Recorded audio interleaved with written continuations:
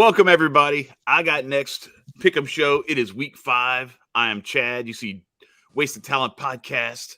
You see AG and you see Saul G. We're going to get right into it. It's week 5, people. We're ready to go. We're going to start off with our standings. Saul G did not have a very good week last week, and as a result, he is dead last. Wait, hold up, man. What you mean I didn't have a good week? Hold on. I put one in every category, man. That is skill. I want credit for one in every category. That's skill. Saul got a triple single. Thank you. 1 and 1. Okay, give me credit for my triple single. Stop me. Go ahead. My man went 1 and 1, and he's talking shit. Anyway, AG went 3-0 again, and he's 10-2. Matt Sinikowski had a 2-1 week. He's at 5-3. Ant had a 2-1 week as well at 4-2. I'm 5-7. But I went 3-0 last week. Jonesy finally entered the fray. He's 2-1. Gentlemen, let's get right into it. We're gonna save our shit talking for later. AG has something going on where he may have to dip in a minute, but we are gonna get right into the picks right now for this coming week. AG, I'm gonna let you start it off, my man. Well, I'm looking to go 3-0 for the third straight week. Yeah. Easy money, but I got West Virginia minus 7.5. Texas Tech just lost 70-35 to Texas. They barely beat Stephen F. Austin the week before that. West Virginia, they're coming in 2-2, but a close loss against Maryland and a close loss against Oklahoma 16-13. I think that they're going to come in firing, and I think minus 7.5. I think that's an easy pick. All right. Yeah, I mean, I like West Virginia the way they've been playing lately, and I love picking against Oklahoma. We'll get to that later. AG, tell us about your second pick. Then I got Florida minus 7.5. Kentucky's coming in 4-0, but the last 3 games they've won by average of 6 points against mediocre teams. Florida's coming in hot still. They barely lost to Alabama. You thought they were going to have a letdown against Tennessee because of that, but they covered that spread. I had them last week as well. I'm pretty sure I'm like 6-0 with picking West Virginia, Florida, and Penn State so far. So I'm rocking with them. And I got Penn State minus 12.5 as well. They're hot, coming in at number 4 in the country right now. Indiana, they lose by an average of 21 versus top 10 teams so far this year. They played Cincinnati and Iowa, and they barely beat Western Kentucky last week, 33-31. So I don't think they really have a chance against Penn State. All right. I like it. 3 locks. I like it. I'm going to go real quick into since Ant's not here to represent himself, but he did get his picks in. I'm going to go ahead and run through his picks real quick. He has Wisconsin by 2.5 over Michigan. I like that pick because I hate fucking Michigan. They have not been impressive to me at all. I picked against them last week. I like this pick for Ant. Georgia minus 17.5 against Arkansas. That's an interesting one because Arkansas, I don't know what to expect out of those guys. They're playing well, but they also they played a Texas A&M team last week that I think has been highly overrated. So I was not surprised that they did what they did there. But we'll see. How many points has Georgia allowed all year? Like not very many. And they only allowed like 20 points all year. Yeah, not very many. Yeah, that's what I'm saying. They allowed 7 against Clemson, 0 against Vanderbilt. They allowed 3 against Clemson. It was 10-3. Oh, yeah, that's right. It was 10-3, not 10-7. You're right, 3. Yeah. And then they let nobody State score a couple, but it's all good. Yeah. And then Florida State, Ant is equally unimpressed with Florida State, just like me. And so Florida State giving up the 5.5 to Syracuse. He says, give me Syracuse and the 5.5. I will take it. And I don't mind that pick. I think that's pretty good. Looks like we lost Jonesy. Hopefully he'll pop back in. But while we're waiting on him to hop back in, my picks, we got Cincinnati going to Notre Dame.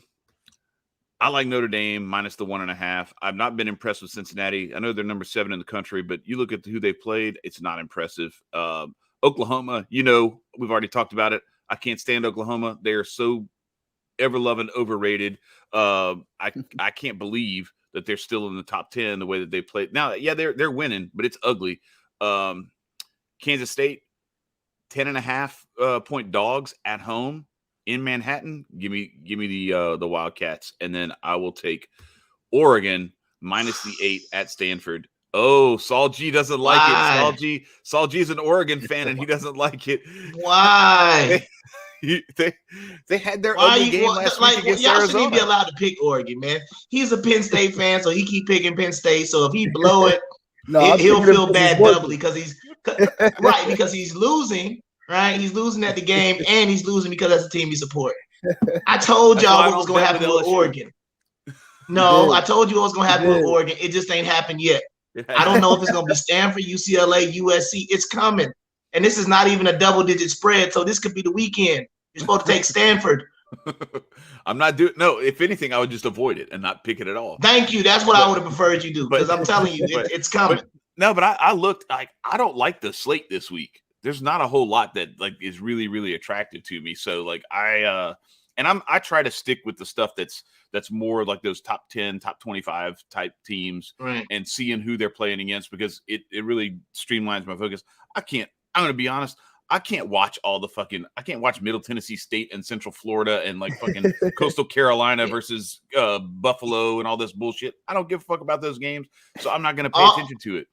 I'm just letting you know, all my picks will be coming in around, I got to get them in by 12 on Saturday. So you'll probably get them.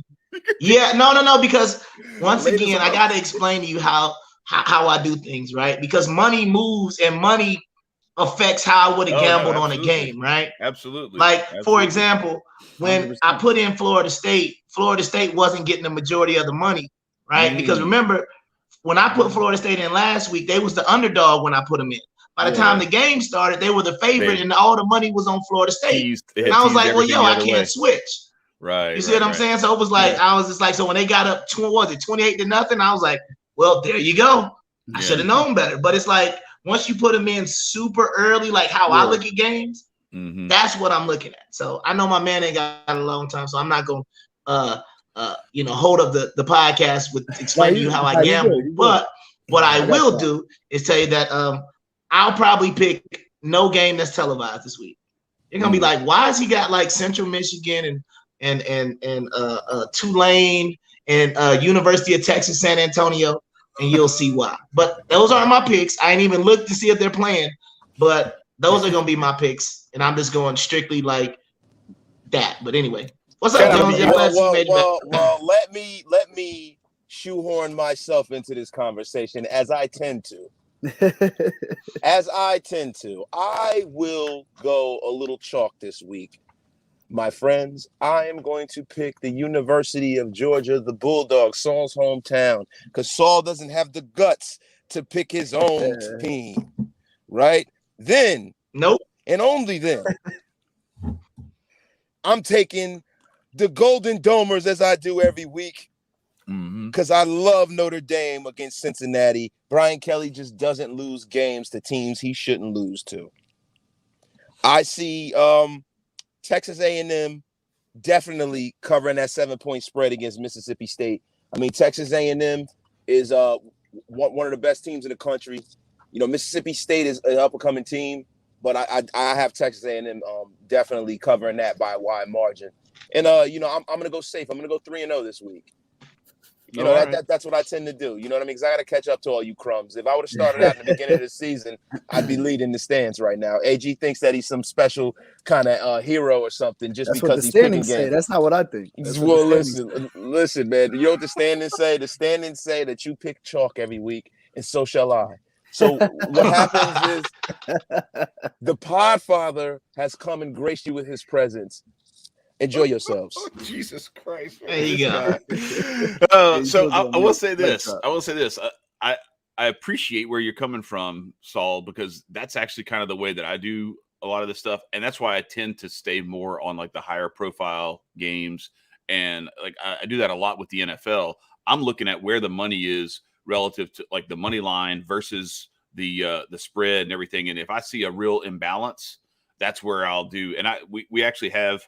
There's an expose that I plan on doing a little bit later on. It goes back a few decades, and I probably have to look into what the patterns are now because I haven't really been paying that much attention to it recently. But there are some patterns that you can recognize that you can take advantage of, and one of the ones that I recognized back in like the 2005 to 2010 range was road favorites, big road favorites going in on Monday Night Football, and they would almost always win, but they would never beat the spread. But they would be like this huge spread, and it would be like some backup quarterback playing for the home team or whatever. But it'd be like Buffalo, and they hadn't had Monday Night Football since the Jim Kelly era, you know, and shit like that. And it's like, and so then it creates this hype, this weird sort of scenario. Or if you watched Thursday Night Football last night, the opening spread of that game was 2.5. Yeah. Jacksonville comes out 21-0 at halftime, and all this money comes in on Cincinnati, and it goes from 3.5. Yeah. By game time, you was getting a touchdown and a half. You understand what I'm saying? A hook to take Jacksonville. Right. So of course I took Jacksonville last night, and then I almost looked good money line to the end of the game. Yeah. Yeah. I thought about taking it right before the game. It's not there is no, you know, when it comes to doing the spread and things like that, nobody, I don't care how many unless you're paying somebody in his kicks, or you're paying somebody, or you got a cousin that that'll blow a game for you. All you can do is go on trends, and that's what you're supposed to do, and that's what I do. I look at trends. So as great as people say, Wisconsin, I'm just gonna tell you right now, I'm not gonna be wrong on this one. Wisconsin, no matter who they're playing this week, is gonna cover that spread. I don't care who Wisconsin is playing. Wisconsin's got to cover it, because that Notre Dame game, that final score looked terrible. Yeah. But they were setting up. They were right there. Wisconsin to cover that game. Huh? Yeah. It was right there. They were right there. They were right there. Yeah. They had a kickoff return. And then you look at it 41-30. Wait, but you got to remember though, what also happened. The other thing that happened with those pick sixes that thrown, it messed up the over. Yeah. Because everybody, it was heavy money on the under. So when it's 10-13 going into the fourth quarter, you're starting to count your college tuition. And then my man throws 3 pick sixes or a fumble recovery, and you're like, what just happened? Because the under was 47.5. Yeah, it was a kickoff return, a scoop and score, and a pick six. Oh, so there you go. Cry me a river. So listen, the one thing that you guys are missing, as I so rudely have interrupted you 3 times, is that Jonesy was right yet again. Thank you, bitches. So was I. Look, you act like I went 3-0, and you got it, man. Y'all got everybody about the Notre Dame game. Stop trying to put yourself into my greatness. You always do this, Chad. You always put yourself in line of my greatness. The train can't be stopped. I'm talking about me accurately picking the Notre Dame game for said reason that Brian Kelly, tied Newt Rockney last week, which to me is a fucking joke. But that's another show and another story. Yeah, I was gonna say, like, how crazy is it that Brian Kelly still hasn't won a national championship, and he's ahead of Lou Holtz, Newt Rockney, and Ara Parseghian. Yeah, Notre Dame in total wins. It's like, what the fuck? Gotta get him one. Yo, it's a joke. It's a joke. To me, the Brian Kelly era is commiserate to the Bob Davies era at Notre Dame. It's like, I'm not gonna do that. But I'm just saying, yeah, man, it's not like he's raised a whole lot of hell getting crushed by Alabama in a national championship game. Right. Yeah. So let's and like I said, because of what happened in that Wisconsin game, don't be surprised if Notre Dame loses that game. Especially once we find out where the money is. If there's heavy money on Notre Dame, no way it's happening 2 weeks in a row. No way. It's a point and a half spread though. So like I can't see Notre Dame losing to an inferior program like Cincinnati. That Brian Kelly. Hey, you know what's gonna happen? They're gonna win 21-20. So knows everything that's gonna happen, but he's not playing picks in though. Yeah. They're gonna win by 1 point. Watch what I tell you. I think you're trying to save yourself. He's gonna he'll get his picks in on Twitter, and then we'll talk shit to him next week. Triple single. All right, so let's take this opportunity. Let's take this opportunity. We got a post coming out on the Men of Order blog this morning. We brought on a new group of guys who are gonna start writing for us, and they've got I'm gonna let AG kind of break it down what they are offering and kind of what goes into the analysis that they're going to see, because we got picks coming for you from Men of Order. Yep, yeah. And make sure next week you got to hit me up and like email me the link, because I'm trying to broadcast live from the motherland next week. So I want y'all to see this this environment that I'm in next week. So I want that. I want that in the background because I'm gonna be talking from 1,200 or however far Ghana is from here, 1,500 miles away. King Beef, can you let my man finish his thought? My bad. Jesus. You good. Well, I just let you know. I'm sorry. I really can't hear y'all. I'm just gonna be honest. So if I'm interrupting people, I apologize. I really can't hear anything. Oh, okay. Yeah. So we got a blog post coming out this morning with picks, and AG is going to describe what's going into that. And Unless what you got coming. something else to say. I can only hear y'all when I'm not talking. So no, I don't have anything else to say, AG. Thank you. I appreciate it. All right, I got you anytime. But basically, I only knew Jonesy was talking because his thing like moved. Like when Jonesy, right? When Jonesy is talking, his wasted talent starts vibrating. So I'm like, oh, I need to shut up. So but y'all, I'm like, I don't know. But apologies, sorry. I'll be quiet now. They're called Picking Winners. They basically put out sports betting content all day long. They got blogs and podcasts over on their site. They're jumping on with us to also give us some blog posts as well. So their first post is today, and they're doing the NFL picks for the Sunday slate. So, yep. Yeah, that's dope. That's dope, man. You know what, AG? I have another segment that I'm going to add to the Men of Order blog. And it's kind of in remembrance of the great Biz Marquis. It's going to be a weekly segment called Picking Boogers, where I'm just going to pick my nose on camera. It's gonna be awesome. Everybody's gonna love it. No, I'm kidding. I'm sorry, Chad. we were having a good show, and you had to do that. That's what he's good for. So good for that. Yeah, right. So tell us a little bit about, because they do all kinds of sports, not just football, not just college and NFL football. A lot of different sports. They do MMA, boxing, all sorts of stuff like that. Yeah, professional lacrosse. First year that they were allowed to bet on professional lacrosse, the PLL. So they've been doing that as well. Basketball, once the season comes back around. Like you said, MMA, pretty much all forms of MMA. They do a lot of shows on the MMA. That's kind of a main focus there. But so far for us, they're just doing NFL at the moment. But we'll see where that evolves to. Yep. But I proofread the blog this morning, and we got a good one coming out on the blog today. So check that out. It's going to be dropping this morning, and then also we got YouTube Evolutions has their post that's coming out as well, and we're going to see what Salji's picks end up being when it's all said and done. By what you say, noon Eastern tomorrow, you're going to have your picks in on Twitter. As long as, like I said, I want to do it as late as possible. I just want y'all to give me a time. Like, I have to have them in as long as the games haven't started, right? They have to be posted before the game start. Yeah, that's yeah. As long as I post, so if I post at 11:55, I'm good, right? Yeah, you good. Yeah. Oh my! That's all I want. This guy is so high maintenance.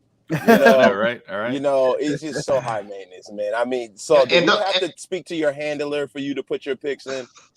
Like, what's going on? Just know I'm gonna be talking junk. I got all these fancy graphics. I got all these fancy graphics for me and AG and Ant's picks and everything. I can't do any of that shit for y'all because you and Jonesy still hadn't gotten your picks in yet. Well, listen, you guys wanted to. I wanted to, but I need a strong week. So I was like, I can't play games anymore. I need a strong week. Yeah, you do. You need a 3-0. Listen, everybody. I need a strong week because I've been coming on here talking trash and I've only hit like 2 games. Listen, we all know I'm high maintenance. There's only room for one high maintenance, high ego, high, grifting son of a gun like Jonesy. There's only one. A man who talks about himself in the third person. There's only one of those. So I don't know, man. You are going to have to come back very, very strong. And when you're down in Africa, being a Prince of Samunda, you have to at least go 3-0 for us to let you back into this great country that we call America. That's it. Like, you have to fight for your freedom down there, or you got to stay in Africa, bro. Oh my God, that's it, man. That's the bet. That's the bet. I mean, listen, man. So listen, man. I am very disappointed. I thought that we were going to be going back and forth with this pick game, but I see that you have me going back and forth with a boy band member. Listen, this has to stop. So get back on your game. I don't want to be going back and forth with JC Shazam.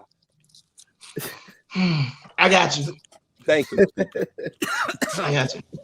Y'all killed me. Once again, if you want to see how nice I have been picking. Still over 70% at goodmoneypicks.com. Go check that out. Go to No Cap, and you can see what we've been picking and how good of an NFL week we had. Thank you. And if you want to see how Saul G is doing in our contest, here are the standings right here. The I Got Next College Picks contest. AG at 10-2. Matt Sinikowski. These picks are free.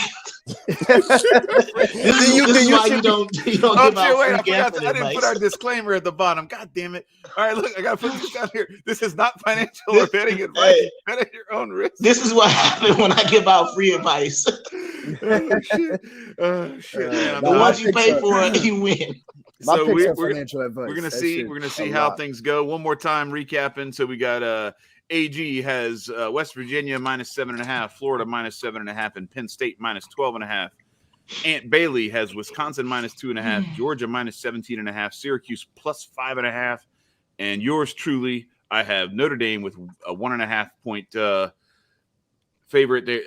I'm picking the favorite in that game at home against Cincinnati.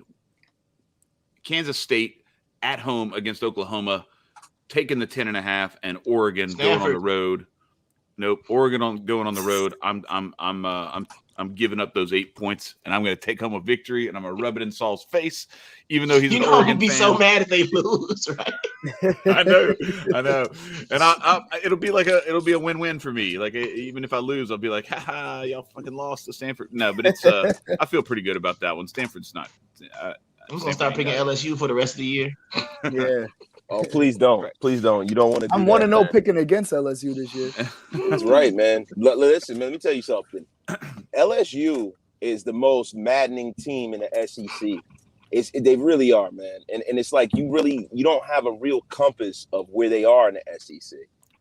Based off not of, right now. Not right now, man. Yeah, like, yeah. You just don't. It's very, very hard to project them forward because they're installing a new offense and everything in the last few years. And it's just not like when Les Miles was there. It's not just that, bro. Like they lost like 11 people after the 2019 season, 11 people to the draft, and then they lost like 7 people who like bounced on COVID shit last year because they were just like, yeah, I'm not like Jamar Chase didn't play last year.